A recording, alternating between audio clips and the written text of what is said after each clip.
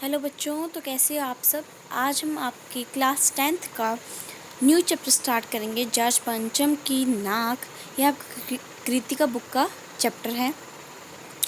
England की रानी Elizabeth द्वितीय अपने पति के साथ हिंदुस्तान पर आने वाली थी। देश की सारी अखबारें इस शाही दौरे की खबरों से भरी थी।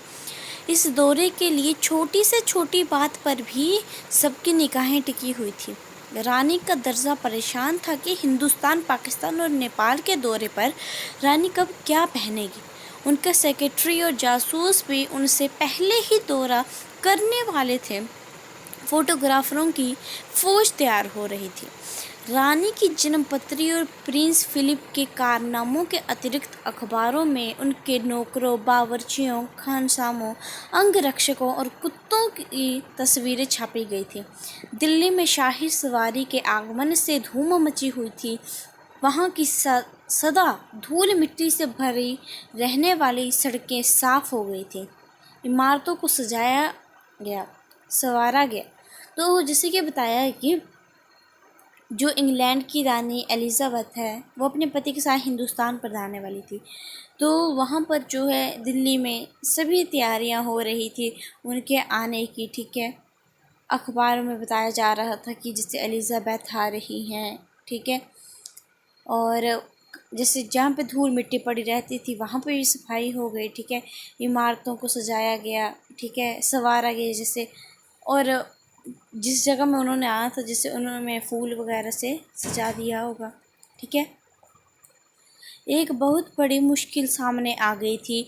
नई दिल्ली में जॉर्ज पंचम की मूर्ति की नाक नहीं थी। ठीक है, तो वो क्या बड़ी मुश्किल आ गई कि नई दिल्ली में जो जॉर्ज पंचम की मूर्ति थी वहाँ पर उनके ऊपर नाक नहीं थी। ठीक है, जॉर्ज पंचम की नाक के लिए किसी वक्त आंदोलन हुए थे। राजनीतिक पार्टियों ने प्रस्ताव पास किए थे। अखबारों के पन्ने रंग गए थे। बहस इस बात पर थी कि जॉर्ज पंचम की नाक रहने दी जाए या हटा दी जाए। इसके लिए हथियार बंद पहरेदार तैनात कर दिए गए थे। पर इंडिया गेट के सामने वाली जॉर्ज पंचम की मूर्ति की नाक अचानक खराब हो गई थी। ठीक है, तो वहाँ पे जो मूर्ति थी जॉर्ज पंचम की, उसमें नाक नहीं था। वो अचानक से क्या हुआ, नाक अचानक खराब हो गई थी। ठीक है, अब महारानी देश में आ रही थी और मूर्ति की नाक ना हो तो परेशानी होनी ही थी। देश की भलाई चाहने वालों की एक मीटिंग बुलाई गई जिसमें सभी इस बात से सहमत थे कि मूर्ति की नाक तो होनी ही चाहिए। यदि वह नाक न लगाई गई तो देश की नाक भी नहीं बचेगी।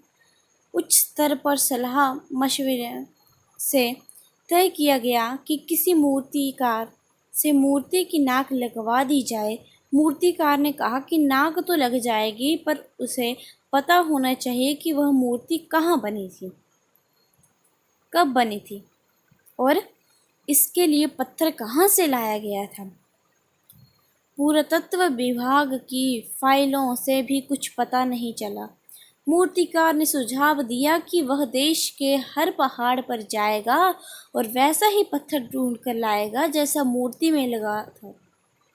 मूर्तिकार हिंदुस्तान के सभी पहाड़ी प्रदेशों और पत्थरों की खानों के दौरे पर निकल गया, परंतु उसे वैसा पत्थर नहीं मिला। उसने पत्थर को विदेशी बता दिया। ठीक है, तो क्या बोला मूर्तिकार कि ऐसे तो बन जाएगा। ठीक है, पर उसको पता होना चाहिए कि बने कहाँ है। ठीक है, फिर वो कहाँ, बड़ी जगह उसने ढूंढा। ठीक है, पहाड़ों पे ढूंढा, उसको नहीं मिला तो उसने अंत में क्या बोल दिया कि विदेश से बना है। ठीक है,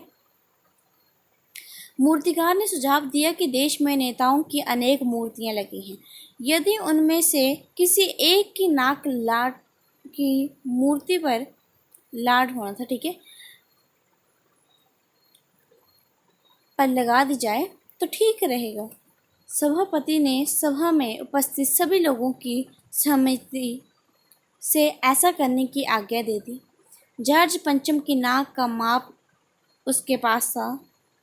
वह दिल्ली से बम्बई, गुजरात, बंगाल, बिहार, उत्तर प्रदेश से होकर मद्रास, मैसूर, केरल आदि सभी प्रदेशों का दौरा करता हुआ पंजाब पहुंचा। उसने गोखले, तिलक, शिवाजी, गांधी जी, सरदार पटेल, गुरुदेव, सुभाष चंद्र बोस, चंद्रशेखर आज़ाद, बिस्मिल, ठीक, मोतीलाल नेहरू, सत्यमूर्ति, लाला लाजपत तथा भगत सिंह के लाटों को देखा परखा, पूरे हिंदुस्तान की परिक्रमा कर आया, पर उसे जॉर्ज पंचम की नाक का सही माप कहीं नहीं मिला, क्योंकि जॉर्ज पंचम की नाक से सब बड़ी निकली। ठीक है। मूर्तिकार ने अपनी नई योजना पेश करते हुए कहा कि देश की 40 करोड़ जनता में से किसी की जिंदा नाक काटकर मूर्ति पर लगा देनी चाहिए। ठीक है। यह सुनकर सभापति परेशान हुआ, पर मूर्तिकार को इसकी इजाज़त दे दी गई। अखबारों में केवल इतना छपा कि नाक का मसला हल हो गया है और इंडिया गेट के पास वाली जॉर्ज पंचम की लाट के नाक लग रही है। ठीक है। नाक लगने से पहले फिर हथियारबंद पहरेदारों की तैनाती हुई। मूर्ति के आसपास का तालाब सुखाकर साफ किया गया, उसकी रबाब निकाली गई और ताज़ा पानी डाला गया, ताकि लगाई जाने वाली जिंदा नाक सूख ना जाए। थोड़े दिनों बाद अखबारों में छप गया कि जॉर्ज पंचम के जिंदा नाक लगाई गई है, जो बिल्कुल पत्थर की नहीं लगती। उस दिन अखबारों में किसी प्रकार के उद्घाटन या सार्वजनिक सभा की खबर नहीं छपी थी, किसी का ताज़ा चित्र नहीं छपा, सभी अखबार खाली थे।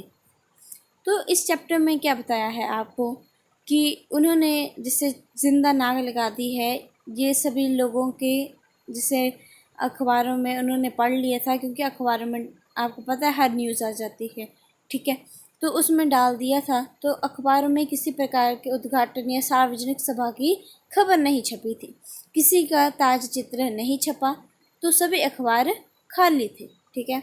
अगर आपको ये वीडियो अच्छा लगा हो तो please like, share and subscribe करना ना भूलें। Thank you.